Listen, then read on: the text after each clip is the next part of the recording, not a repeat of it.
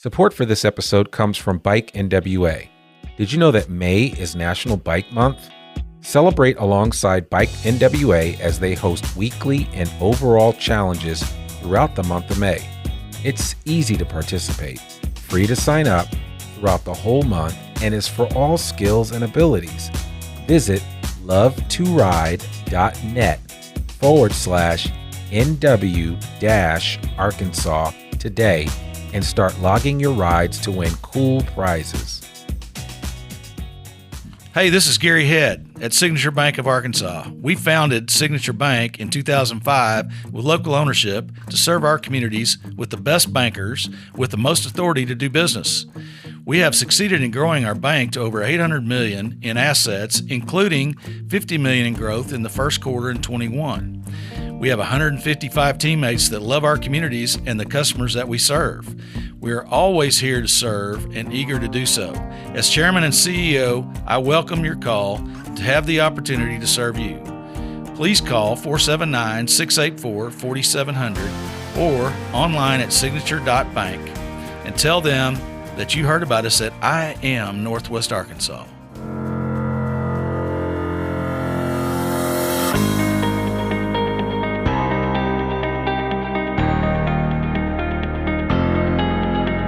It's time for another episode of I Am Northwest Arkansas, the podcast covering the intersection of business, culture, entrepreneurship, and life in general here in the Ozarks.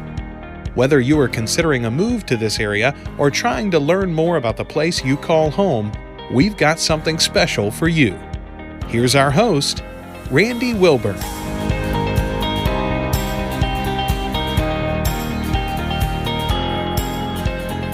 Hey folks, and welcome to another episode of I Am Northwest Arkansas. I'm your host, Randy Wilburn, and guys, listen, I'm really excited right now. And before I introduce you to my guest today, I am sitting back in a study room at the Fayetteville Public Library. You don't know how huge this is. For those of you that have been listening to the podcast since the beginning, the Fayetteville Public Library was like a second home for me. It's where I did a lot of my recordings. I will come back to doing recordings here in the study rooms. They also have a podcasting room, which I'm going to start using as well. But Kathy and the rest of the ladies up in the reference desk here on the second floor of the Fayetteville Public Library are amazing. They're genuine people. They know everything about this place. And if you haven't been to the library, you need to come check it out. I think it's one of the crowning jewels of Northwest Arkansas, not just Fayetteville, but of all of this area. When I tell people when they come to visit, I say, I'm taking you to a few places. Crystal Bridges. Maybe we'll go to the Momentary. I'm going to take you on the bike trail. I'm going to take you through the University of Arkansas for a quick tour, but I'm also going to take you to our library. And people give me these funny looks, but then after I take them to the library, it's like, oh man, game over. So, but all right, anyway, I'm back in the library, folks. So I'm excited. So like Jack Nicholson in The Shining, I'm back. Anyway, today I have got a phenomenal guest with me. Wes Craiglow is running the Urban Land Institute office here in Northwest Arkansas, ULI for the uninitiated. And I'm going to let him more talk about it, but it's an organization that I've been familiar with for years. And I think it's important that they saw a need. I mean, they're all over the world, but they saw a need to have a location right here in Northwest Arkansas to deal with the growth and deal with it in a positive way, meaning with foresight, with thought, with action and clarity in terms of what we want this area to be like in the next 10, 15, 20, 30 years when we get to 1 million people in this general census area. So without further ado, Wes Craiglow, how are you doing, man? I'm doing well, Randy. Thank you for having me. I'm very excited about this. Yeah, I am too. It's been a long time coming. We were supposed to meet last week, but things didn't work out and we're here now. And I'm excited because you've got a bunch of events coming up that we're going to talk about on the podcast. But more importantly, I want to introduce you to our audience. So I would love for you to give our audience your quick superhero origin story. How did you end up in Northwest Arkansas working with the Urban Land Institute? Oh, yeah.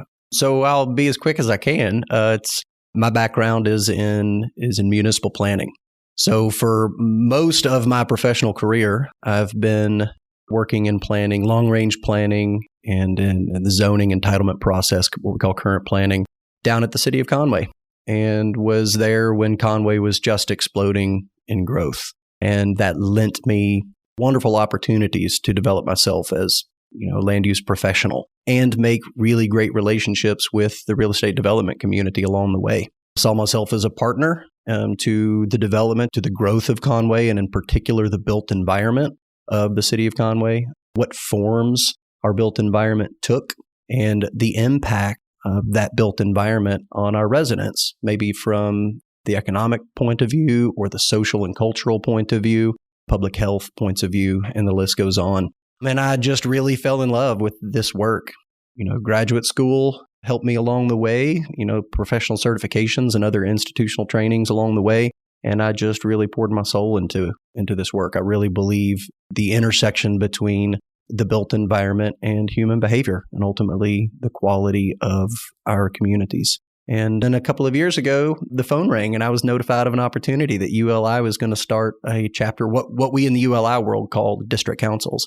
The 53rd District Council in the United States was nascent, but happening. And an opportunity presented itself for me to apply and interview for this job. And it worked out. And here I am 2 years later, running still the newest chapter in North America. How big is the 53rd District? So we're focused on Northwest Arkansas. Okay, it is just Northwest Arkansas. The ULI Northwest Arkansas District Council primarily focuses on the 2-county area here in Washington and Benton counties. Okay. And all of the growth along the 49 corridor. But as necessary, I think, we could reach a modest distance beyond that to support any other communities in need. Okay. All right. I love that. So how do you compare the growth that's happening here in Northwest Arkansas to, say, like Conway and what you experienced there? It's different in a couple of ways. And I'll start by saying it is higher in terms of volume, per capita volume and growth. This is one of the fastest growing metropolitan areas under 1 million in the country. Sure. And it shows. I think we all feel like we blink and the landscape here in Northwest Arkansas changes. That I'm not suggesting that Conway was not a fast growing city. It was very much so over the last 20 years. But I don't know that many markets in the country are comparable to the level of growth, the volume of growth that we are seeing here in the Northwest Arkansas market. And that is a pressing reason. That's why ULI desired a footprint here. And that's why so many real estate community professionals here in Northwest Arkansas wanted ULI here in Northwest Arkansas. So it was a joint effort. And I think this is the perfect organization for a market like this. The other thing I'll say about the differences between my background in Central Arkansas and my what I consider to be my new and permanent home here in Northwest Arkansas is the regionalism. And people ask a lot of times, what's the difference between Central Arkansas and Northwest Arkansas? And far be it from me to try to describe them all. But as someone who studies, as a professional in this field, who understands economic development, community development, city planning, real estate development, I can attest that I don't know of many places with the regional spirit the way that we have here in Northwest Arkansas. And what do I mean by that?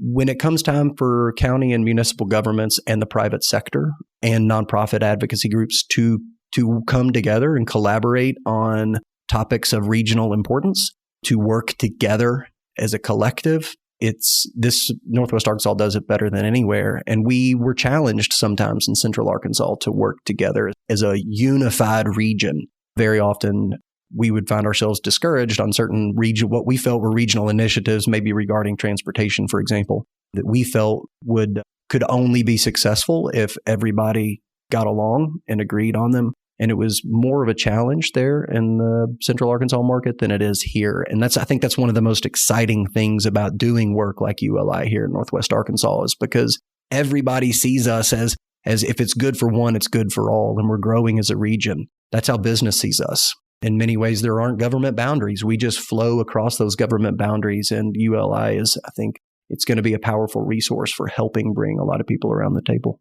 collectively. Yeah, and what I hear you saying, and I think it's important to repeat this for people for the uninitiated that are not from this area, maybe thinking about relocating here, maybe thinking about bringing a business here, is that everybody plays nice in the sandbox. I think it's the easiest way to say it, right? It's like nowhere I've ever experienced. Right? Yeah, it's incredible. Yeah, I mean, across cities, it doesn't matter. Fayetteville's looking out for Springdale. Springdale's looking out for Rogers. Rogers looking out for Bentonville. Bentonville's got Bella Vista's back, and vice versa. Yeah. And I think that's really a nice thing. And that's something that I've experienced since I've been here. And it's hard to articulate it, and I don't know what it is about it, but because of that, I just see, there's just a lot of opportunity for things to happen, right? And even when somebody's like Fayetteville's doing some affordable housing work, and now it's spilling out and you're starting to see talk about affordable housing being built in other cities. For sure. And I think that's really interesting. So what would you say would be your primary mandate since you've been here to really kind of help get off the ground, right? Because I mean, I know you can't focus on everything at once. And so it's like, focus is, what is it? Follow one course until success. That's and so what, and if that were the case right now for what you're doing, and you're a military man and you served in the Guard, thank you for your service, but you understand that. What is your focus right now? Good question. And can I give a little bit about our mission first for folks who may not be familiar? I'm sorry. Yeah, sure. No, you're great. And then I want to make sure I answer that question. So the Urban Land Institute is a nonprofit organization, global in scope, as you mentioned. We have 53 offices here in North America and offices in Australia and Asia and Europe as well. We've been around since 1936, so celebrating our 80th birthday this year. And we began as a professional association of really a small group of real estate developers at the time. And over the decades, we have flourished into a membership association with almost 50,000 members worldwide. And you heard me mention all of the various global offices that we have. And we also have research centers now up in Washington, D.C. that work with the private sector community to analyze what's going on in the real estate development community and publish research about the emerging trends and best practices that are available to the development community. About 80% of our current membership is the private sector community, primarily made up of developers, but right on the share of the pie that are owned by developers are lenders in the debt and equity community, or financial investors, designers, architects and engineers, the two largest of those. The list goes on. I mean, right down to like commercial title companies and real estate law. But the private sector does make up the largest share of ULI membership and partners. The other 20% is going to be local government, academia, nonprofiteers, people who are also deeply invested in the built environment and ensuring that their communities grow in the wisest possible way. And that brings me to the mission of ULI. The mission is simply to transform communities for the greatest impact possible.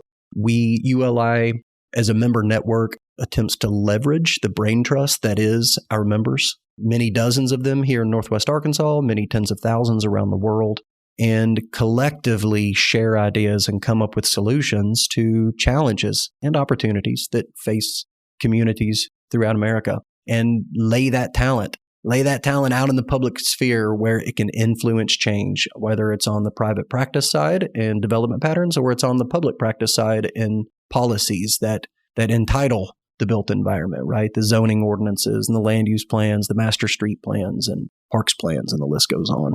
So yeah, our mission, simply put, is to improve the built environment for transformative impact throughout the world. So what are we working on here right now in Northwest Arkansas? I think it's safe to say that housing and transportation are at the top of the list. And I put them together on purpose. H+T is kind of the buzz phrase in the industry right now because they are inextricably intertwined. You can't have housing costs without transportation costs impacting, and vice versa. So what do I mean by that? We can drive until we can afford it. And that's how it's going right now in America with housing costs on the rise. And so what we're seeing here in Northwest Arkansas and coast to coast is largely historically agricultural land on the periphery of major metropolitan areas that rapidly develop with single family homes and large scale apartment complexes, because that's where cheap land can be acquired. Mm-hmm. It makes sense from a dollars and cents point of view, but the average Northwest Arkansan is spending $9,100 and change per year on transportation costs.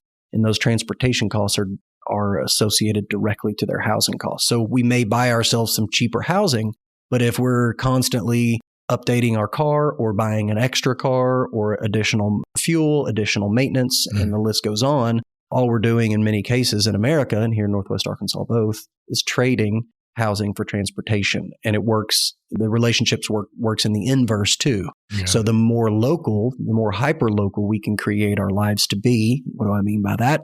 Putting residential areas near service and employment areas. We cut down on people's need to be in their car as often. And we directly impact users from their transportation, their family transportation costs. But secondary and tertiary impacts are grand as well, because we can cut down on things like traffic and the need to widen streets and idling cars, spitting out pollution, and the list goes on the secondary and tertiary positive impact. So housing and transportation are connected. They cannot be disconnected. And I think just like most of America, that is the number one priority for organizations like ULI because costs are just dramatically skyrocketing for housing and transportation right now. Yeah, it's absolutely insane. I mean, I sold a house this time last year and we put it on the market pretty quickly and, got an offer within like a day or two. There was a little bit of competition, but I've talked to people that have put their houses on the market recently. And at the time of us recording this of May of 2021, it's insane. It's insane. In terms of just, so I keep wondering, okay, well, when does the other shoe drop or how do we deal with this? Or is it going to come to a point where there's a market correction or some type of event that slows down this bull in a china shop when it comes to real estate growth and home prices increasing? Yeah, that's the question everyone's trying to answer right now. I will say that we have a supply and demand challenge. It is acute here in Northwest Arkansas. Yeah, there are supply side challenges with overall production on the number of dwelling units being delivered to the landscape here in Northwest Arkansas as it relates to the number of people needing dwelling units. Mm-hmm. We're at a deficit currently, not a huge deficit. I did some back of the envelope math a couple of weeks ago, and based on what I'm getting from Mervin and his team at the CBER on their Skyline report, it looks like we're maybe 2%, 3%, somewhere in that range, under delivering on supply. Wow. That doesn't sound like much. We're delivering to market 2 or 3% fewer homes than people want to buy. And you might think that's no big deal. But, relative to the number of people moving here each year, that is dozens, potentially hundreds of families that are unavailable to find a home. That is a significant problem, and it has a dramatic impact on demand, which in turn drives up prices, and that's where we're getting our bidding war. It goes much deeper, more fundamental challenges right now with the housing market. We know material. If we watch social media, we've probably seen the lumber memes floating around. Yes, I think material is challenged. There's a rabbit hole we could go down there. The labor market is tight right now. There's a rabbit hole we could go down there. The Fed is making money easy to get. Interest rates are very competitive right now, obviously, and stimulus checks are in everyone's hands, virtually everyone. And yeah, the demand is through the roof right now. To your point about will it market correct, I read a lot of research just thanks to my job. I'm by no means an analyst myself. I am not an economist, but the research that I read leads me to believe, Randy, that we will not see a major correction in this market. This is not a bubble a la 2008 and 2009, but that we may see a leveling off in the coming years, and it will not come too soon. Yeah. Because right now, Northwest Arkansas is growing. Our median home sale value is growing at about 10% per year, every year for the last 4 years, and that is unsustainable growth. Now, if you're a realtor or even a homeowner like myself, you look at your equity or your sale value and you're like, wow, this is great, making some equity. And, realtors are turning a good commission. And that's how the economy goes. The challenge that I have is the ability for people to afford home. To me, I put that on the priority to even the growth of my own equity. Satisfying as it is to see that home value going up, I know that with 10% year over year increase to my home value, all that means to me is that more and more people who want to make Northwest Arkansas a home cannot. And so what I want to see, instead of a major correction, which frankly I don't think is coming, I just want to see a slowing of the rate of increase. I would love to see it come back down somewhere closer to the standard rise of consumer price index, or commonly referred to as inflation. So home value increases of 3%, I think, are where healthy economies should be. 10%, there is simply no way wages will keep up with that over the long term. No. And that will become a threat to us in Northwest Arkansas. One of our competitive advantages, Randy, is housing affordability. Has been for a very long time as we compete for talent against markets like Denver and Nashville and Austin and Atlanta and for sure the coasts. We can hold out that carrot of having an incredible place to raise a family and live and start and do business and also get a cheap house. And we're losing that competitive advantage, and it will harm us all, I believe. Quickly, as I might add, because when I came here in 2014, I thought, man, everything, I could buy 2 houses. That's I'll right. take 2 over there and 2 over. Now I'm like, man, can I get 1? Yeah. I own a house, but if I wanted to buy something else, and my wife and I have been thinking about it, but we're like, man, it's tight. You have to figure out how you can do it. That land is more expensive now. So, there's just a number of factors. And then when you take into consideration the Walmart effect, the J.B. Hunt effect, the Tyson effect, all of these great, Fortune 50 companies are trying to attract new talent to the area. And most of these new talents will need a place to live. So I think, those are the things that we have to think about as we continue to grow. If we lose our competitive advantage, it's going to threaten our broader economy, to your point there. Yeah. There are great jobs in other markets. What attracts people here is the quality of place of Northwest Arkansas and affordability. And so what ULI wants to do is find a piece of that puzzle. Like, what piece can ULI affect for the positive on the supply side? And go deep on that and bring a brain trust of the smartest people in the room nationwide, and also our leaders here in Northwest Arkansas, to descend on that piece of the puzzle and at least attempt to solve it. So when I talk about slowing the rate of growth from 10% per year on housing price increase to closer to, let's get it down to 8 or 6 or 4. I believe that ULI has a role in helping that happen. There are a lot of other role players. I mentioned it's a complex puzzle, but I'm really excited about what we can do as a network and as an organization for change. So tell me this, because this is an interesting thing. When I came here from Boston, of course, in Boston, I understand what higher density living is like. Yeah. Totally understand. That's what we have, triple deckers and, and multifamilies like that. It's on a whole different level. You're living on top of multiple people. But how do we sell that here, those higher density developments, right? Because as I'm thinking about it, when I think about what is available land, there's not a lot of available land in the main trunk of Northwest Arkansas. And I'm thinking between like 265 and 49 north and south. That main trunk area, there's not a ton of land in that area. I bet there's half. Huh? I bet there's half. Really? I bet there's half. And I'll bet you there are GIS techs listening to this that work for like the Regional Planning Commission or the counties or the cities up and down the corridor who are probably like screaming into their speakers, because you would be shocked at how much available real estate, fallow vacant land that is ready to be developed, what we call infill, if it's going in existing areas, whether it's the heart of your downtown or the peripheral edge on the edge of your city limits. We just colloquially refer to that as infill.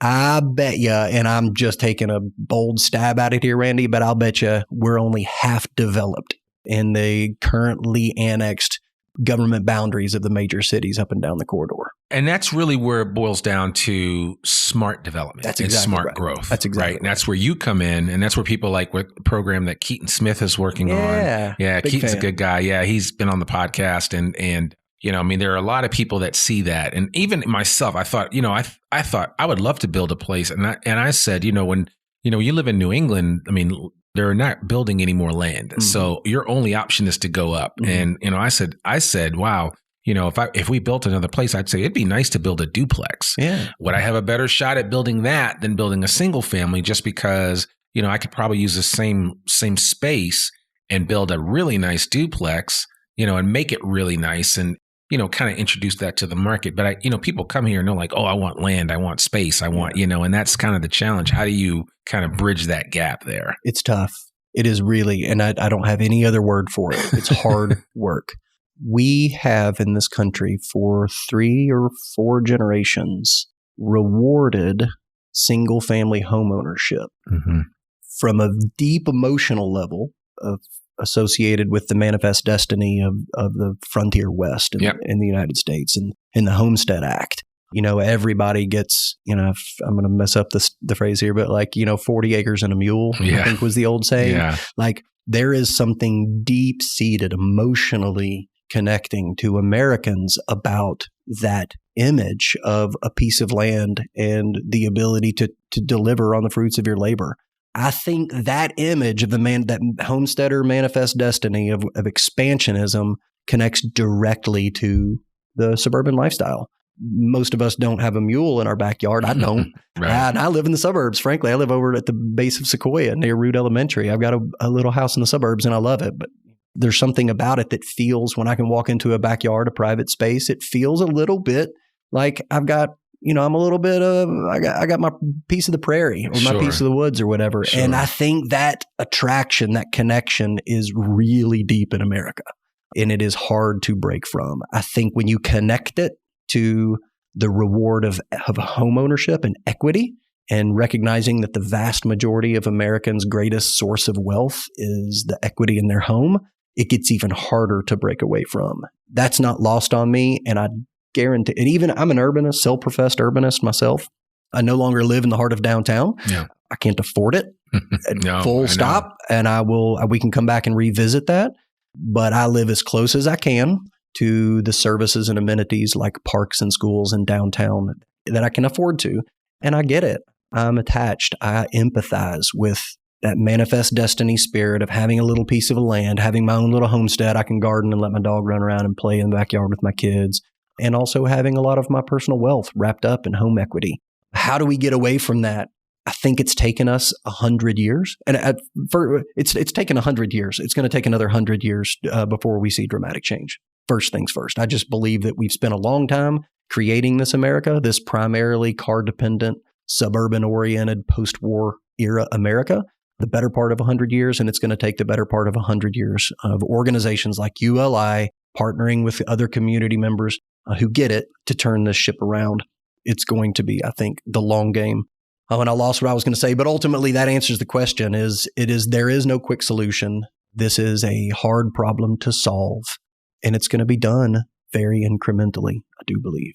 Yeah. And it's going to be interesting too. I think, I was watching a video this weekend about the graying of our population and how people are getting older and they kind of need those support systems. And so, you think about how important community is from that vantage point, right? So, and actually you have a lot of people. One of the things I didn't realize about Northwest Arkansas was that this is actually a haven for people, for retirees, because you kind of have the best of both worlds. You have pretty good weather.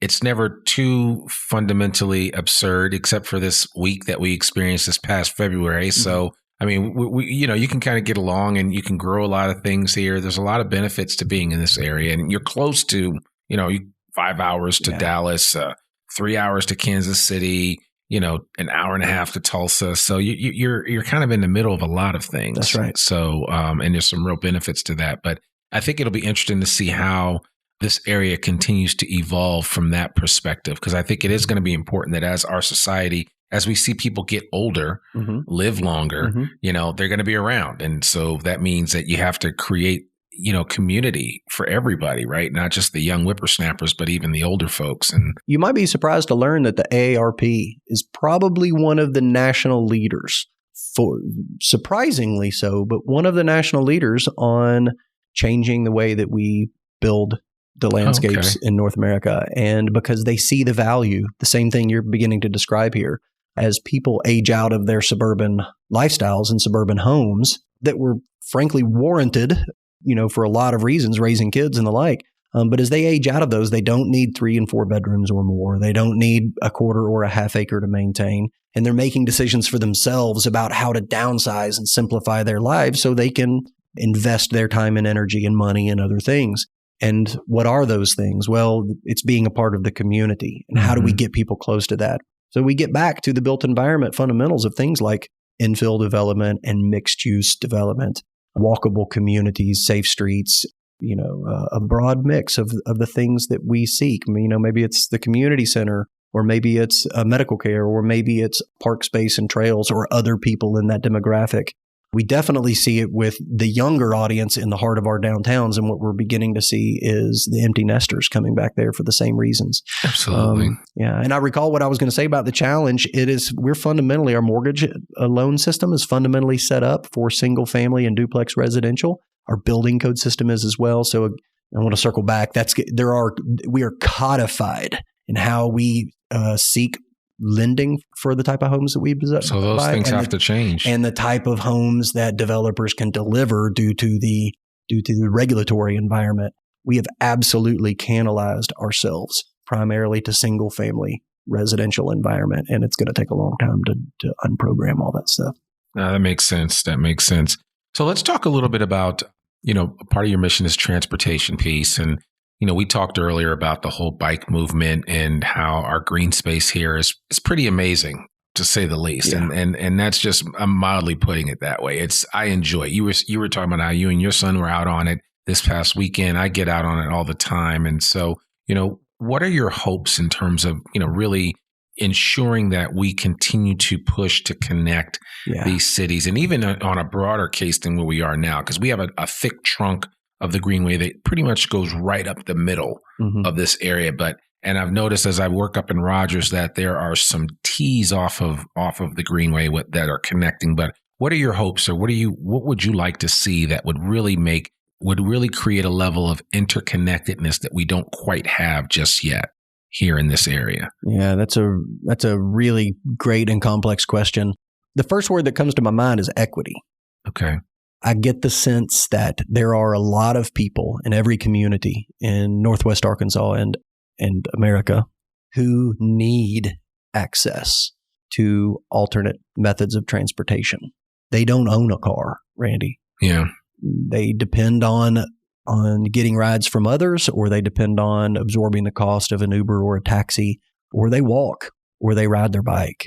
And it is not by choice. It's not like they are the urban commuters who choose to throw on a messenger bag on a hip, $2,500 e-bike and zip across town to work. Right. These are folks who I was on Facebook this morning, and I'm on a Facebook community, and someone was looking for a free bike that they could donate to a friend of theirs in need. It is real. It is pressing. There are community members that don't necessarily participate in the bike culture here by choice. They participate in the bike culture here by need. And that should be, I believe, our first priority. Every penny we spend, and don't get me wrong, I think we should be spending a lot more pennies. I think every city should dedicate 10% of its transportation budget to pedestrian and cycling infrastructure at least. That should be the goal. Just make the decision and make it happen. If we're going to spend $10 million this year on transportation infrastructure, we're going to commit to putting a healthy share, $1 million a year, in a city of 50 to 100,000 would have a dramatic impact to cycling and pedestrian infrastructure. And if your city's not there, you should press them to get there. 10% is not asking too much for mandatory modes of transportation like walking. We all do these things. Right. But for those who need it most, they deserve equity and access. They deserve to get to work. They deserve to see their kids and have their kids see their friends. They deserve to be as participatory in the landscape as any middle income and above American is, yet they're not, because we don't build transportation infrastructure for them. Yeah. And as much as I love quality recreation transportation infrastructure, I use it all the time. I mean, we live on our bikes. We love it. I think it's part of the reason we think we'll never leave Northwest Arkansas. We are consumers and we hold it dear.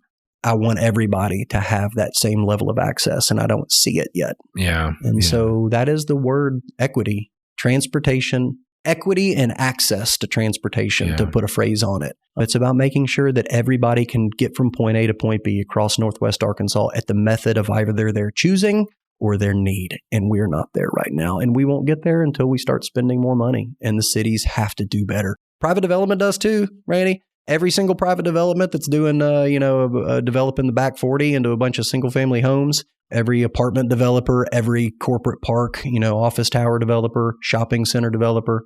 Maybe I give some grace to the industrial parks out on the edge of town. I get it. There's some areas that may or may not get the demand, but private sector heading off the hook here. You guys got to start folding cycling. Maybe something like a quarter-mile trail for each door you put up, right? I don't have the answers there. That's where I count on the ULI network, the brain trust. I want to bring people together to talk about how to get this done. And it's going to be different in a city like Fayetteville than it would in a city like Rogers. And Rogers will do something totally different than Cave Springs or Elm Springs.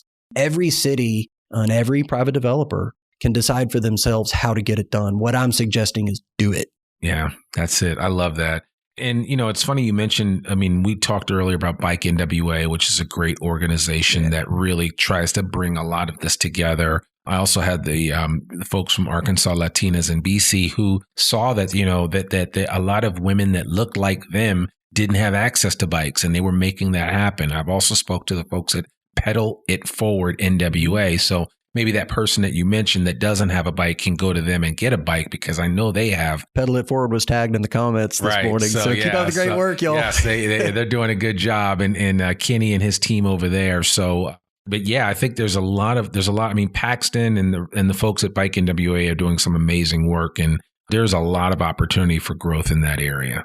For sure. And it goes beyond cycling too. I mean, I think I'm a huge fan of cycling and walking because I think walking obviously is super pure. And I would be remiss if I failed to mention folks in wheelchairs or other, handy capable among us. They have their methods that demand, transportation equity as well. And I want to make sure that they're included in my dialogue here. Fundamentally, what I mean is if you're powering through your day using your body in one method or another, you should get priority. Well, maybe not priority in terms of total volume dollars spent, but you should absolutely have a priority share of investment and attention.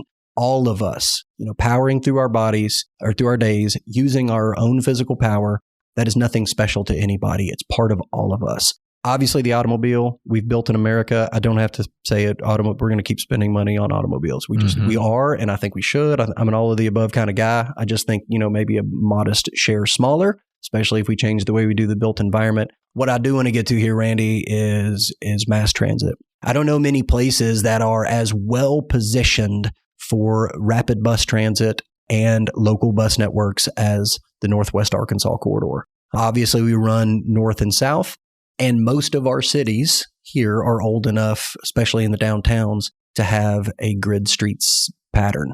And that's really, really conducive to local bus. And corridors like 265, 71, 49, 112 out west, these north-south corridors are really well suited for bus rapid transit. So the ability for people to ride a bike or even drive to a collector lot, grab a local bus. The local bus gets you to a transition lot, and the transition gets you BRT, a bus rapid transit, which kind of behaves more like a train, longer legs, faster spaces, potentially some prioritization during rush hour on 49. There's lots of ways to skin that cat, but ultimately a well-integrated system of mass transit. I think rail is out there on the horizon somewhere, but it is way expensive, and I think that's what keeps it on the horizon for most markets our size. But there's no reason we shouldn't be doing local bus service and bus rapid transit, regional transit up and down the corridor at a much higher volume. Just a plug for the Ozark Regional Transit Team, Joel Gardner and his guys. They got a new master plan, and I definitely encourage all the city leaders to have a look at what Ozark Regional Transit's come up with, because I think it's a really great solution for the near term. Oh, absolutely. I do too. And I'm in their Facebook group, and I'll put a link to all of that in the show notes so people know how to connect with those folks. I think it's interesting though, and I'm curious to hear what your thoughts are.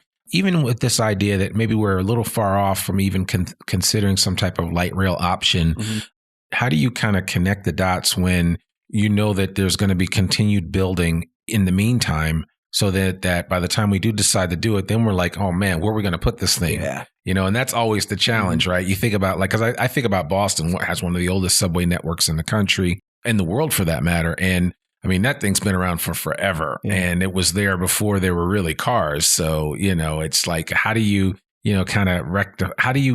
how do you reconcile that? Yeah. So, I mean, I think about Boston and look at what they've done over the last 20 years with the Big Dig. I mean, you've got to figure out how to shoehorn expansion of mass transit into a really, effectively completely built environment. Man, it was a night. I lived through the Big Dig. I survived the Big Dig. I got the T-shirt to prove it, but it was a nightmare dealing with it. Now that I go through there now, and I'm just like, man, even now they're saying, wow, maybe we underestimated what the real need was. Like we could have done even more. And it's nice. It's really nice. Don't get me wrong, but I remember the pain that it took to expand things.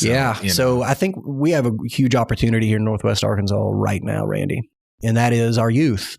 I know a lot of people who have been in Northwest Arkansas for generations, their entire lives and beyond, are rolling their eyes when they hear me, this newcomer named Wes, talk about the youth of Northwest Arkansas. I get it; it's not lost on me. There was a time when these were just small, quaint communities, maybe with the exception of Fayetteville. But even considering all of the explosive growth over the last 20 or 30 years here in Northwest Arkansas, recognizing that we're 500,000 people right now in the metropolitan area. We're going to double in our lifetimes, Randy. Yeah. I mean, the Regional Planning Commission has projections that put us to 1 million by the year 2050. That's double. And so we are really at a wonderful moment. As built as it is, there is still a lot of room to think about the future. We're by no means done. And so what does that look like? It looks like organizations like ULI and probably other major organizations like The Regional Planning Commission, they've always got a keen eye to transportation. It's probably their highest priority of their mandates. The Northwest Arkansas Council, obviously regional focus on economic development and other pressing needs.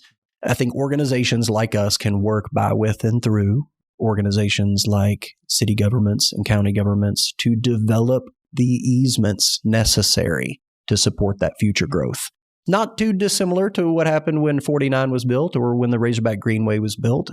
People worked together collectively around, they had a shared vision and they each bit their piece of it off. And eventually everybody came along and we got those regional features, not right, but ultimately those arterials were created, and it can be done with whether it's a special lane for a bus rapid transit system on I-49, or if it's securing space for rail, which frankly, we already have some rail space, a lot of old rail lines out there. Some are still current, just moving freight. Right. It's not uncommon at all to see passenger trains also sharing the line with freight. So there's a lot of ways to get there. And we still have, like I mentioned before, a lot of vacant land and opportunities to establish those easements sooner, not later, such that when the money and the time is right, we can begin construction. Well, I'm encouraged. I mean, just hearing you talk about it, if you feel good about it and you're in this, you get your sleeves rolled up and you're in this deep every day. So I'm definitely encouraged to hear you say that. And I remember people telling me about back when, in terms of, before the Bobby Hopper Tunnel, getting up here, it was like, it was an all day affair. Now people's like, you just don't realize how good you have it because it's just a quick jump. I go down to Little Rock all the time with my son for soccer. And so it's, you can kind of appreciate that. And that's just kind of an example of what good development looks like. Imagine being able to say that same thing about a trip from, if you're a fan of the Omaha Hogs and you want to come down to Baum Stadium, watch some baseball, but you live up in Bentonville and game time's right after work. Right. And then you get down, you just want to hop on a train or hop on a BRT real fast and zip from Bentonville to Fayetteville, catch the game, and then turn around and get home. And maybe while you're at the game, you have a couple of beers. And that BRT can support a lifestyle and a culture in such a meaningful way. Absolutely.